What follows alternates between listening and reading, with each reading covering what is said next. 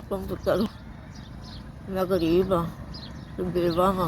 ਪੁੱਤਰ ਦੋ ਮੇਰੇ ਗੁਆਚ ਗਏ ਨੇ, ਬੜਾ ਚਿਰ ਹੋ ਗਿਆ ਨਹੀਂ ਲੱਭੇ। ਬੰਦਾ ਮੇਰਾ ਟੈਕ ਨਾਲ ਫੌਤ ਹੋ ਗਿਆ, ਮੇਰਾ ਆਸਰਾ ਕੋਈ ਨਹੀਂ ਹੈਗਾ।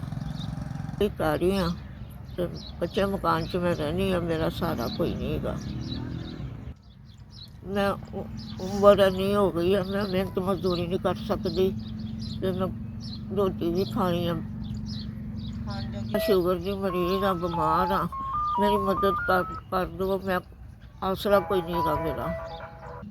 ਮੈਂ ਤੁਹਾਡੇ ਤੋਂ ਇਲਾਵਾ ਅਤੇ ਰੱਬ ਤੋਂ ਬਾਅਦ ਮੇਰਾ ਆਸਰਾ ਕੋਈ ਨਹੀਂ ਹੈਗਾ। ਮੇਰੀ ਮਦਦ ਕਰੋ।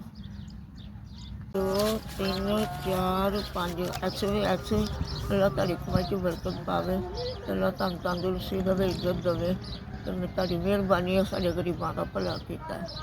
ਸਿਰਫ ਮੇਰੇ ਨਾਮ ਨੇ ਅਤੇ ਤੁਹਾਨੂੰ ਅੱਲਾ ਦੇਵੇ। ਮੈਂ ਰੋਟੀ ਵੀ ਖਾਵਾਂਗੀ, ਮੈਂ ਦਵਾਈਆਂ ਵੀ ਮਤਲਬ ਲੈ ਆਵਾਂਗੀ ਆਪਣੀਆਂ। ਤੁਹਾਡੀ ਭਲਾ ਹੋਵੇ, ਤੁਸੀਂ ਜੀਵੋ, ਅੱਲਾ ਤੁਹਾਨੂੰ ਤੰਦਰੁਸਤੀ